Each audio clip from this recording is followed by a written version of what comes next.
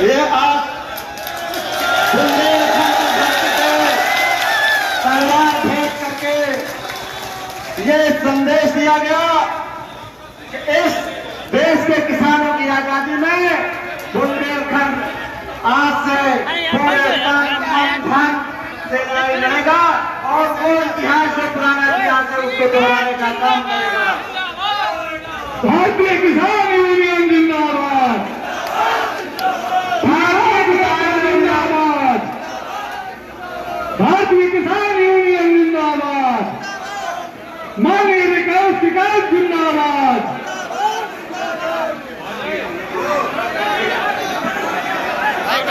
हाथ न मारो यार, डिस्टर्ब करे आ गए यार, कहने डिस्टर्ब कर रहा है अबे जाके पहले आप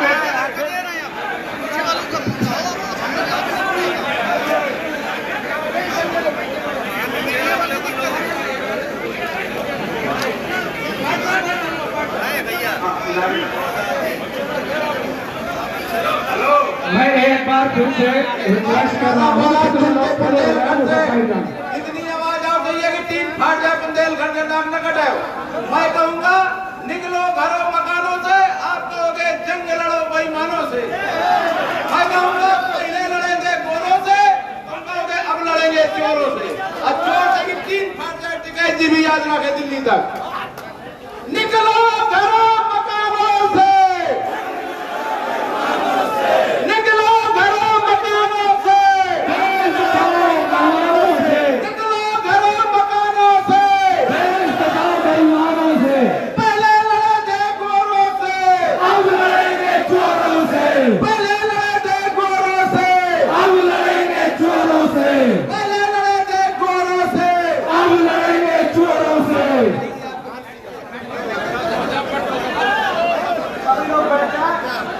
आप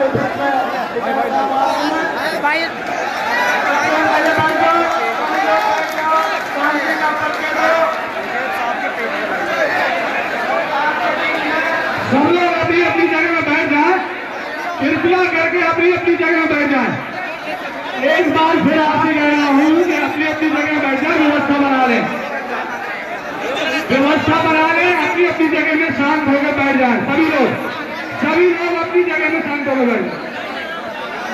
सामने है भैया पेट्रोल के पीछे जब छाया में बैठा जाए हमसे पीछे बैठो भैया मोबाइल आगे से बैठो पहले तो लोग जब बात करेंगे बैठो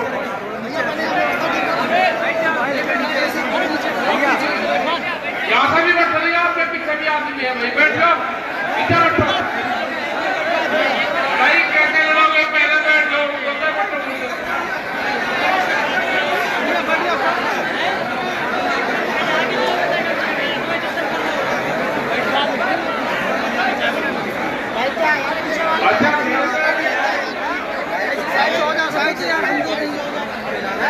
आदरणीय सम्मानित मंच, सभी पदाधिकारी, किसानों, नौजवान साथियों, यहाँ के पुलिस प्रशासन, पत्रकार बंधु, सोशल मीडिया के लोग, हमारी माताएं, बहनें, जो भी यहाँ पर आया है उनका सबका धन्यवाद। बहुत बड़ी संख्या में ये बुंदेलखंड की धरती, हमीरपुर मोहदा में आप लोग आए। जो मुद्दे हैं, मुद्दे क्योंकि यहाँ से आप लोग दिल्ली में गए,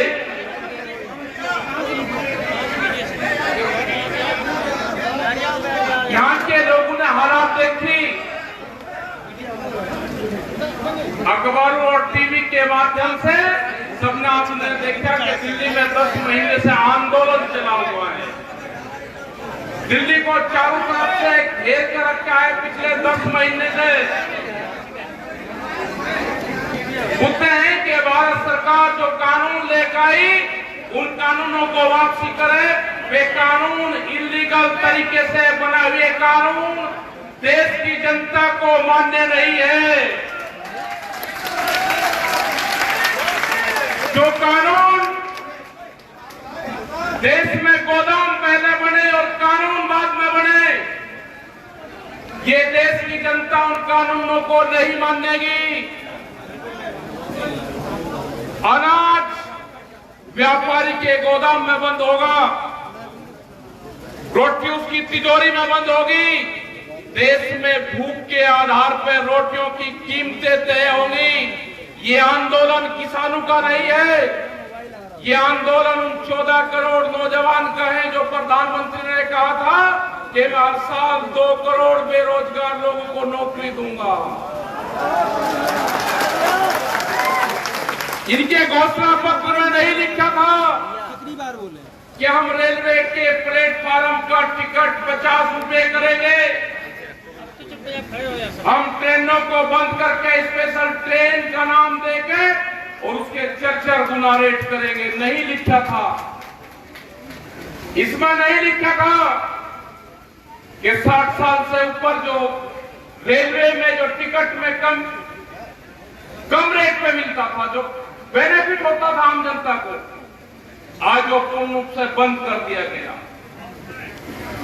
ये नहीं लिखा था कि रेलवे के कर्मचारी को घटाया जाएगा, उनके 4.5 लाख कर्मचारी देश में कम होंगे। ठेका भर्ती देश में आएगी। देश के जितने संसाधन हैं बेचे जा रहे हैं। एयरपोर्ट, एयरलाइंस कहीं थी, एयरलाइंस बिक रही है, एयरपोर्ट बिक रहे हैं, रेलवे बिकी, LIC, टेलीफोन विभाग और ये मंडी जिसमें आप बैठे हो, इन मंडियों के प्रस्ताव डालिए। मध्य प्रदेश की बहुत सी मंडियों के प्रस्ताव चले गए हैं। यहाँ पे इलेक्शन हो रहा है, हो सके कि चल जाए, नहीं तो उसके बाद का प्लान है। उन्होंने कहा है कि मंडियों की आमदनी कम हो रही है। मंडियों की आमदनी जब कम होती है जब उसमें फसलें नहीं जाती। एक तरफ आप कहोगे कि मंडी के बाहर आप अपनी फसल बेच लो, फिर आप कहोगे कि मंडियों की आमदनी घट गई। उन मंडियों को बेचने का काम करा जा रहा और ये कहा कि इन मंडियों में एग्री बेस इंडस्ट्री लगेगी, कृषि की फैक्ट्रियां लगेगी। इनको अपने चेतों को मंडियों की जमीन बेचेंगे। एक जिले में कई हजार करोड़ रुपया की जमीनें हैं, ये मंडियां भी बिकेगी। रेलवे लाइन की जो पासपोर्ट जो जमीन पड़ी थी पास में, उनके प्रस्ताव हो रहे हैं, रेलवे की जमीन जा रही है। जो लोग जिनके खेत नेशनल हाईवे के आसपास हैं, NH में जो नेशनल हाईवे है, कानून आ गए कि आप 500 मीटर तक कोई भी कॉमर्शियली एक्टिविटी नहीं कर सकते। जो आप सोचते थे कि मैं गुमटी लगा लूंगा, मैं खोखा लगा लूंगा, आप भूल जाओ उसको। आपकी ना गुमटी लगेगी ना आपका खोखा लगेगा। अगर किसी ने गुमटी खोखा लगाने का काम करा तो पूरा का पूरा खेत, वो खसरा नंबर, वो गांव समाज की जमीन में, गांव समाज में निहित होगा। तो बचेगा क्या? बचेगी देश में बेरोजगारी, भुखमरी, और आप लड़ते रहोगे। तो 2013 में आप लड़े, आप उसमें लड़ाने का काम करा जाएगा। जब ये कानून की लड़ाई शुरू हुई दिल्ली में, हमारे ऊपर बहुत एलिगेशन लगे। अगर सरदार लोग आंदोलन में थे तो उनको खालिस्तान दी।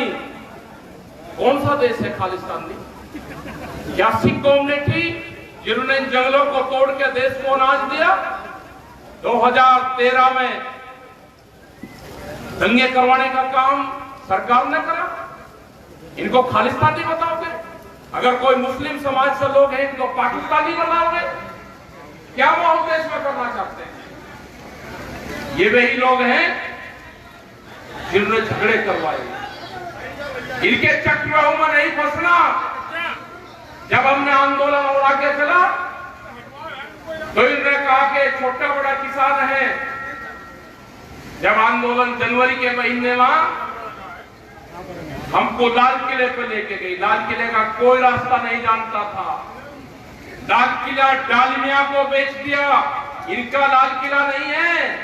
लाल किले पे अगर 2 दिन के लिए भारत सरकार लेती है झंडा फहराने के लिए तो डालमिया को किराया देना पड़ता है। लाल किला ने कोई कानून नहीं बनाए, कानून भारत की पार्लियामेंट में बनाए, गलत तरीके से बनाए। अगर देश के किसान को जाना होता, 4 लाख ट्रैक्टर दिल्ली के अंदर थे, 20-25 लाख आदमी दिल्ली के अंदर थे। अगर हमको जाना होता तो हम पार्लियामेंट में जाते। हमने उनको कहा कि जो 10 साल पुराना ट्रैक्टर आपने बंद करा है, किसान अब 10 साल पुराना ट्रैक्टर नहीं चला सकता, ये कानून आ गया है दिल्ली में। हमने वही 10 साल पुराना ट्रैक्टर दिल्ली की चमचमाती सड़कों पर चला कर दिखाया। वो देश का ट्रैक्टर था, वे किसान भी देश के थे, वो ट्रैक्टर भी देश का है। ये कान खोलकर फिर सुन लो दिल्ली, वो ट्रैक्टर भी यही है और वो किसान भी यही है। अगर जाना होगा तो पार्लियामेंट पर जाएंगे, जब भी जाना होगा पार्लियामेंट के वहां पर जाएंगे। ये कानून वापसी ले लो, ये कानून वापसी ले लो। 3 काले कानून हैं आपके। एमएसपी पे गारंटी कानून चाहिए। आप अपनी जो फसल बेचते हो, हम लाइन में लगे रहते हैं, देश का किसान लाइन में लग रहा है, वो अपनी 40 क्विंटल फसल नहीं बेच सकता। देश का व्यापारी 10,000 क्विंटल आपसे खरीद कर बेचता है। हमको भी वो मंडी वो मार्केट बता दो कि कहां बेचता है वो 10,000 क्विंटल। आपसे खरीदी हुई सस्ती फसलें वो एमएसपी पे बिकती है। यहाँ के अधिकारी, यहाँ का व्यापारी और यहाँ की सरकार मिली हुई है। आपको लाभ नहीं दे गए।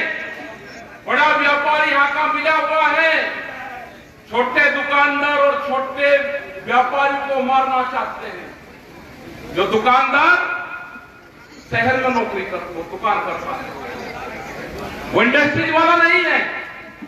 वो दुकानदार वो है कि अगर मौदा की मंडी मजबूत होगी, यहाँ पे फसलों की कीमत ठीक मिलेगी तो हम सीधे मार्केट में जाएंगे, वो पैसा मार्केट में देंगे, मार्केट से सामान खरीदेंगे, वो आगे खरीदेगा। ये पीटी दर पीटी हमारा काम चल रहा था। ये दुकानदारों को भी मारने का काम करते हैं। वो जो गुमटी खोल कर बैठता है, जो 100-200 लोगों को उधार सामान देता है गांव में, ये उसको भी मारने का काम करेंगे। बड़ी बड़ी कंपनियां देश में आ रही हैं। हमने बार बार कहा कि देश में अगर किसी पार्टी की सरकार होती तो वह जरूर बातचीत करती। देश में किसी पार्टी की सरकार नहीं है। ये गलत फहमी में निकाल दो जो ये हमारे ऊपर एलिगेशन लगाते हैं कि आपने बीजेपी को यह कह दिया। हमने नहीं कहा। तुम्हारे बीजेपी के बड़े लीडर कैद में बंद है, उनको छुटाओ, उसके बाद में बात करना। जिन लोगों ने हमारे मंच पर के कहा था कि कांग्रेस खराब है, आप इसको हटाओ, हम आपके सारे काम करेंगे, देश में एमएसपी की गारंटी देंगे,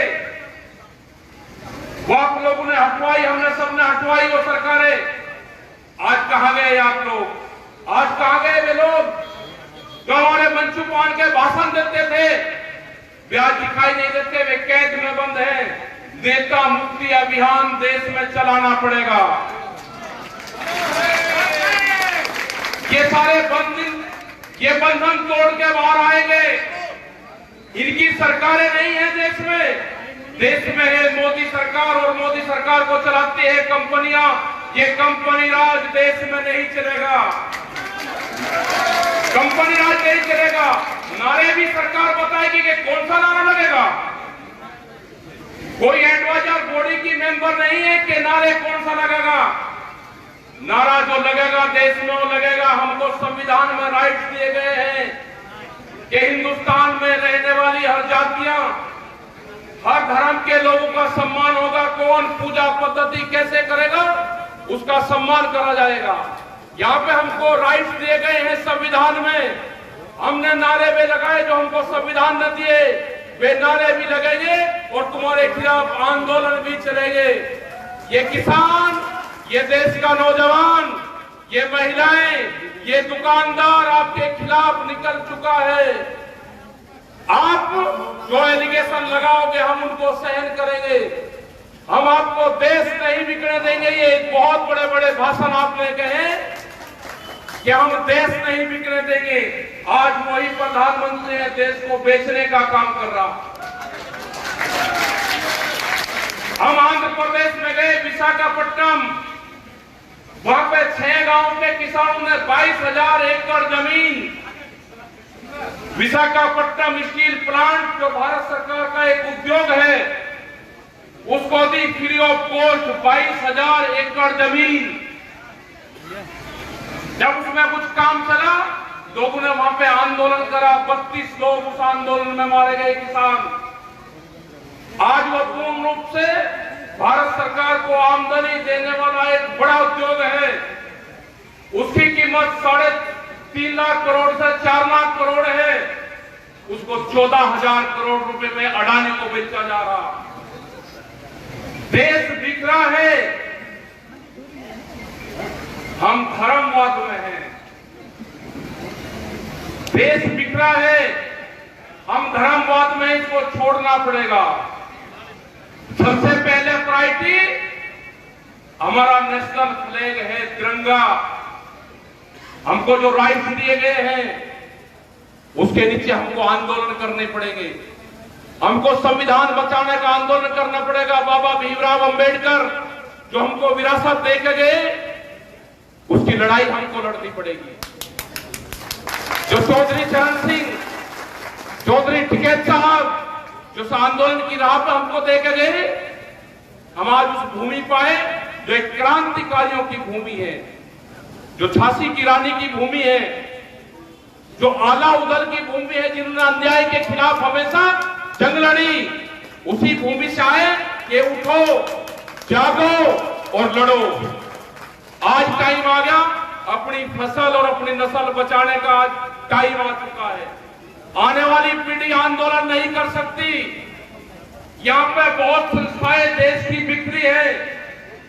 जो भी युवा है जो मिलिट्री के अंदर है, हमने बार बार कहा कि जो हमारा जवान मिलिट्री या पुलिस फोर्स में है वो अपनी ड्यूटी कर अपना काम करे, टैंक चलाने का काम करेगा।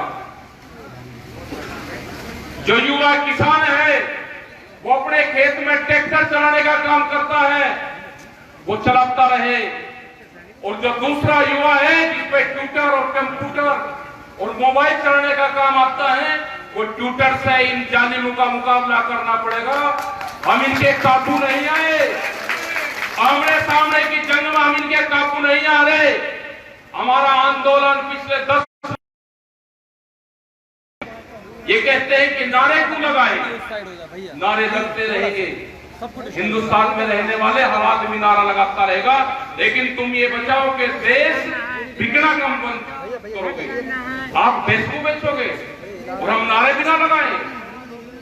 आप पूरे संस्थाएं बेचोगे, समुद्र के तट बेच दिए पूरे 100 किलोमीटर, हवाई जहाज बिक गए, नदियां बेच रहे हैं, जल बेच रहे हैं, हवाएं बेच रहे हैं।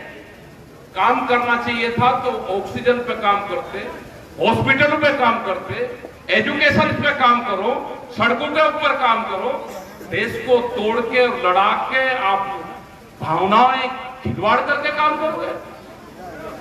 कौन से मंदिर और उसकी बात करते हो आप? अयोध्या में मंदिर हमारा है, हम भी रघुवंशी हैं, राम भी रघुवंशी था, हमारे पूर्वज थे। हम राम राम करते थे। आपका जय श्री राम है, आपने राम को भी बदल दिया।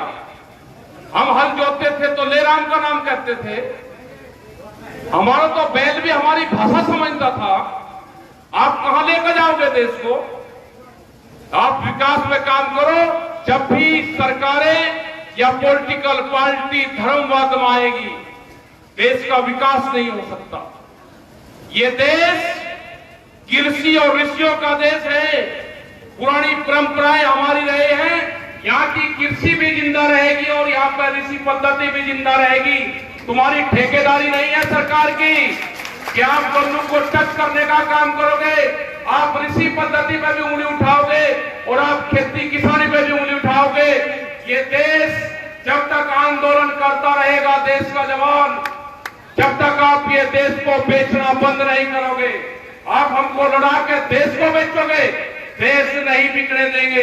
ये देश का 14 करोड़ नौजवान खड़ा हो चुका है, जिसको आपने बेरोजगार करा। ये खड़ा है आज तुम्हारे सामने।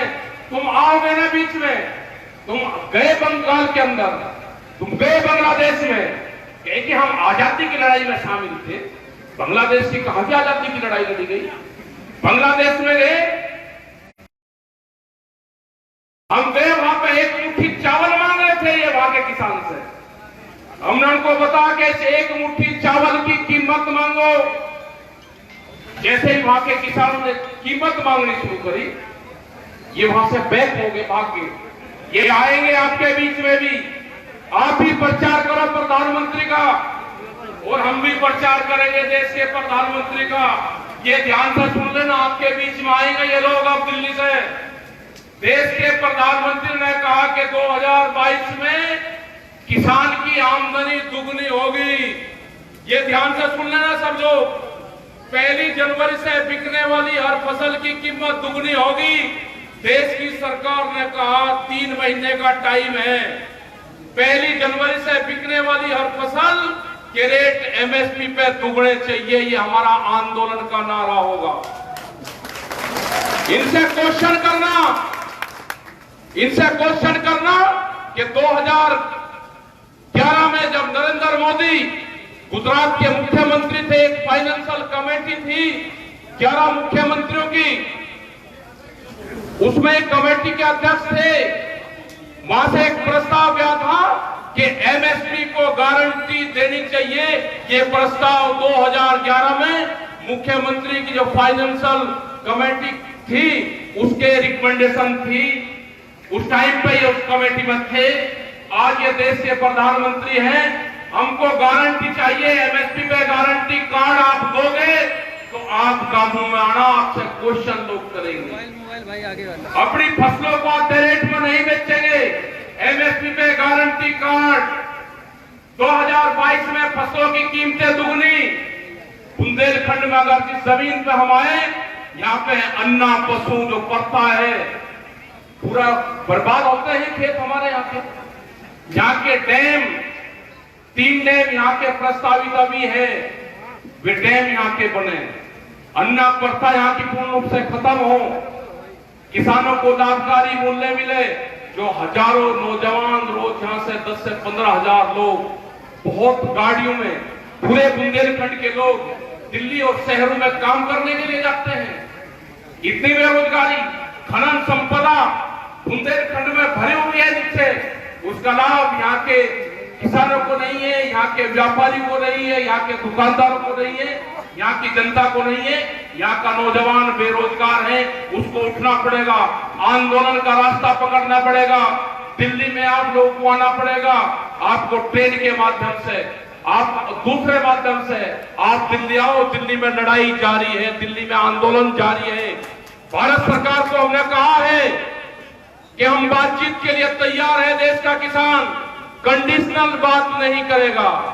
आप कहते हो कि कानून वापसी नहीं होंगे, बातचीत कर लो। आप दरवाजे जब तक बंद रखोगे, किसान आपके गेट के बाहर बैठा रहेगा। जब आप कहोगे कि हम बातचीत करना चाहते हैं तो किसान बातचीत करेगा, लेकिन कंडीशन बातचीत नहीं करेगा किसान। जो भी बात होगी कमरे के अंदर होगी।